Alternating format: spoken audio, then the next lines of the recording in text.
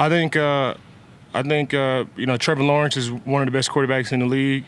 Of course, every good NFL team, you have to have great quarterback play, and they definitely have that. But I think the lifeblood of that offense is ETN, the running back, and their offensive line. And of course, they have a dynamic wide receiving core, and they got a really good offense, really great scheme. I'm a fan of Trevor Lawrence. I think I met him in Vegas right after his rookie season, and I talked to him for a little bit, and he's just one of those guys that you just root for, no matter if I'm going against him or not. I root for him, on and off the football field. And of course, they got Mitch Morris over there, quarterback in the line of scrimmage. He's been great for us for a long time, been great in the NFL for a long time. I remember when Mitch was at the Chiefs, and he was a handful there. So thought I would never have to play against him again, but here it comes on Monday. But they have a really good stable of backs led with ETN. Really good quarterback play by Trevor Lawrence. He's one of the best quarterbacks in the league, and his offensive line is solid. And his wide receiving core is solid as well. So presenting a lot of problems on offense. We just got to go out there and play our style of ball, and we'll be all right. How do you limit some of those big plays they're able to do? I mean, you can't. You can't. And I think you just got to have that next play mentality. Of course, we want to go out there and hold them to 0 rushing yards, 0 passing yards, 0 points. That's always the goal. But you got to be prepared for when they do make plays, or they do get a first down, or they do score a touchdown. And that's football in the National Football League. So going out there with that mindset, knowing that we have to adjust to any adversity that's presented. Trevor Lawrence, ETN, they're gonna make some plays and score some points and get some yards for sure. Over the years, we've heard you talk about how the pass rush and the back end kind of being set. Yep. What have you seen from Christian and Rasul early on? That's just 2 games. Yeah. They played against some elite receivers. Yeah, it's only 2 games, but everything that they're doing on the football field, I'm not surprised. And Jamarcus Ingram as well. He's a competitor as well. He's been competing as long as I've been here. Takes all of a one-on-one pass rush, one-on-one reps with the wide receivers. No matter who it is, it could be our number 1 wide receiver or a scout team wide receiver. He's out there competing, getting reps. And I think that's the whole mindset of the DB room with Christian Benford and Rasul as well. So when we got Rasul last year, I thought that was a great move. It was like 2 years ago where he led the league in interceptions. I thought that was a great move, and it's continued to be a great move for us. And rush and coverage go together. I spent a lot of time with the D-line, but I spent a lot of time with the DBs, and it's been like that since the no-fly zone days in Denver with Chris Harris and Aqib Talib. I've just always been drawn to DBs. They have the hardest position in all the sports. As far as athletic ability and guarding guys without touching them, I've always been drawn to that room, and here in 2024 it's no different. I go to the DB dinner. I like those guys so much. So very, very tight-knit group. All those guys are ballers, super humble. Christian Benford, he won't say much, but he definitely proves it with his actions. And Rasul will talk to you now. Rasul, he's not afraid to talk to you, but he backs up everything as well. And you gotta have a sense of confidence and a sense of swag about you in that room. And it's all the great DBs that I've ever been around, from Aqib Talib, Chris Harris, Jalen Ramsey, TJ Ward, Dorian Stewart, all of those guys, man. You got to have a sense of swagger about you. And these DBs that we have here, they're the same way, man, just in their own style. And it's an honor and a privilege to have those guys on our team for sure. Can you tell us more about Christian Benford? What's it been like getting to know him? You mentioned he's a soft-spoken guy. Yeah. What are some of the things that stand out from his personality? Soft-spoken. He's all about ball. He's all about ball. Well, he'll laugh and giggle, but at the end of the day, he's all about ball. He's all about taking advantage of the opportunity that's given to him. He didn't come in with the spot handed to him. He had to fight his way in there. We had guys that were given the starting position, and he had to fight his way into those reps. And you got to always respect guys like that, man. And he's a father. Off the football field, he's just a great dude, man, all the way around. Won't say much, but he'll laugh at some jokes now. But he won't say much. He's all about ball, man, and I enjoy, being around those guys for sure. How about Gabe Davis? You mentioned you're going to see Mitch Morris on the other side of the ball. Yeah. Gabe Davis, man, that'd be weird, man, because the last 2 years he's been like the lifeblood of this team with his personality, man, and You know, it'll be weird going against Gabe. It was weird last week going against Poe, and you know, it'd be weird going against Gabe. And I'm sure when we get down to Houston, it'd be weird going against Diggs. So it's just a lot of weird games in a row, man. And you know, I've played football long enough. You know, this is my 14th year in the league.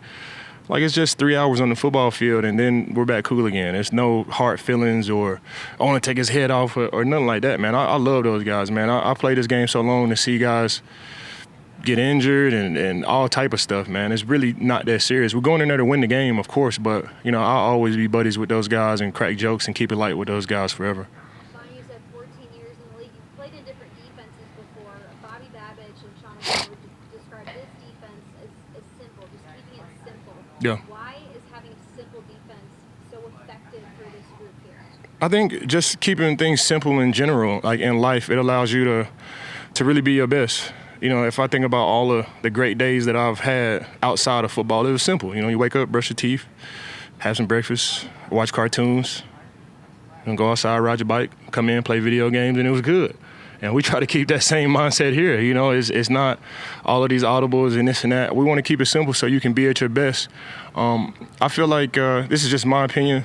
You know, what separates good players from other good players is really the mindset. And to have a clear mindset and to have a clear view on how to play football. And when you're crowding that space with multiple calls, multiple checks, multiple things, you kind of take away from playing football. And to keep it simple so we can play fast, so we can know what we have to do and we could just get after it. And it's described as simple, but it's very, very complex.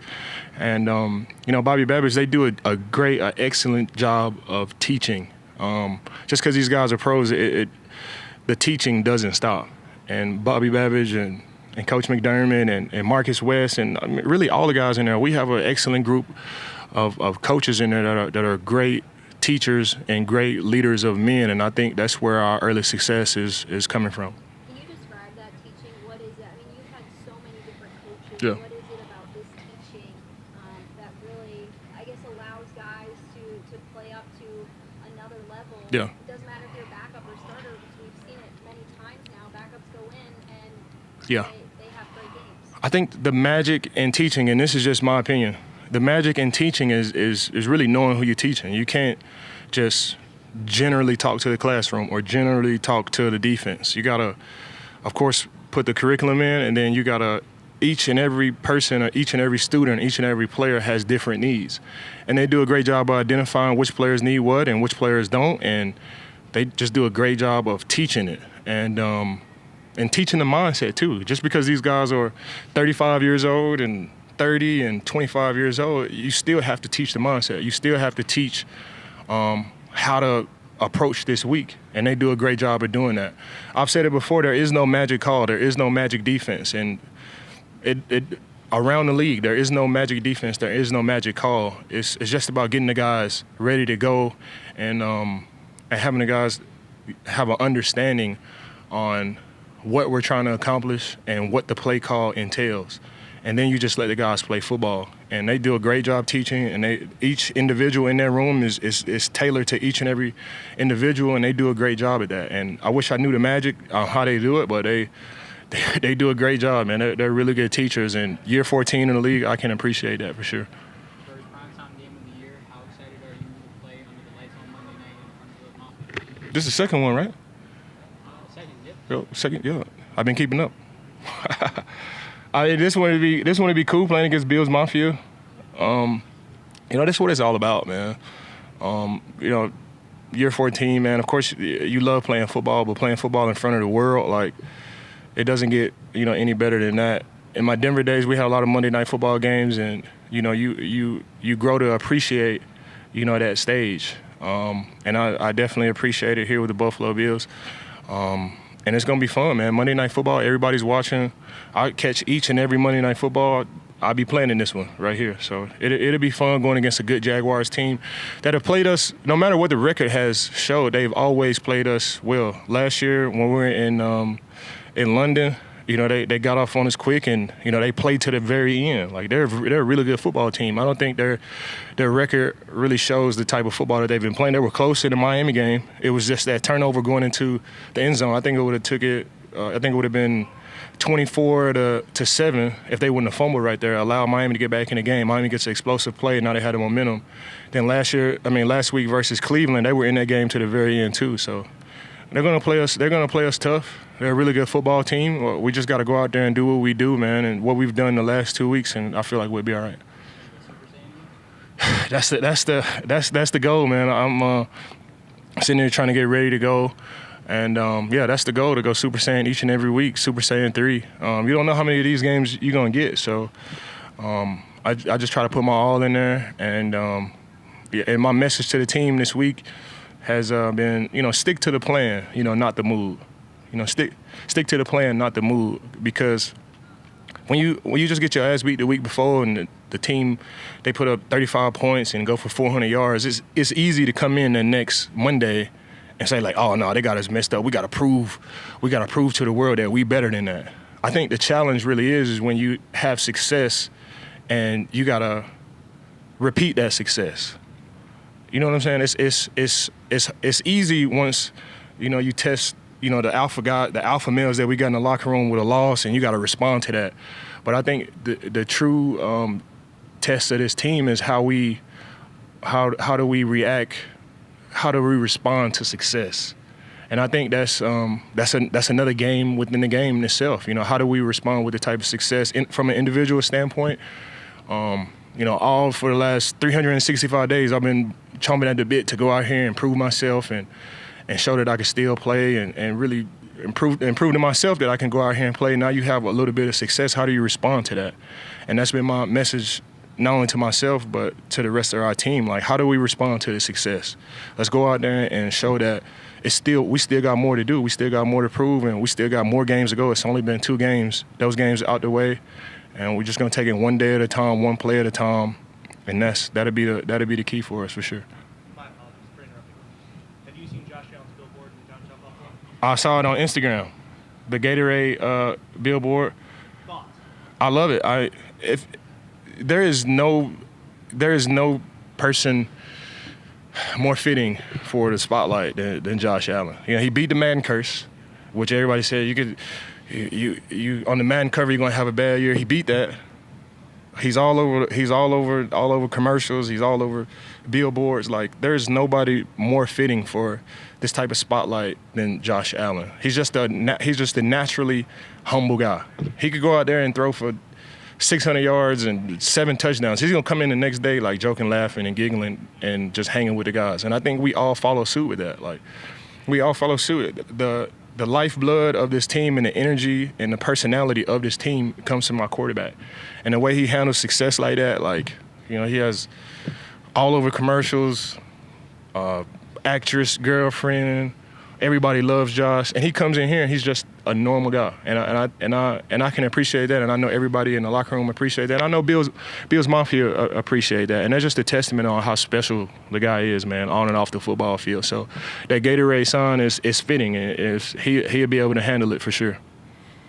Conversations with maybe some pistachio and chicken. Green and Pastures chicken? Yeah, we've had conversations. Josh is a farmer at heart. He comes from that, so he gets it. So it's just a matter of time before we get him on a Green and Pastures game for sure.